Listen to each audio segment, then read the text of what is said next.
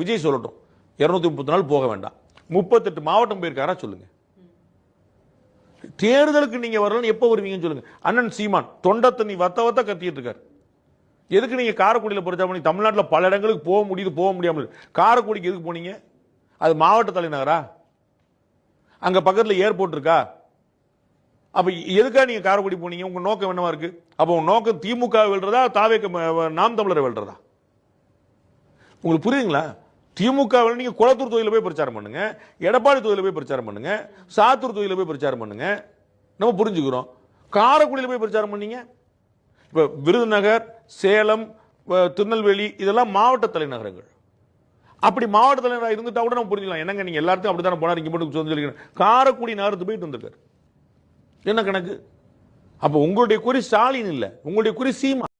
நமது சின்னம் விவசாயி. விவசாயி சின்னத்திற்கு வாக்களிப்போம், வருங்கால தலைமுறைக்கு வாழ்வளிப்போம்.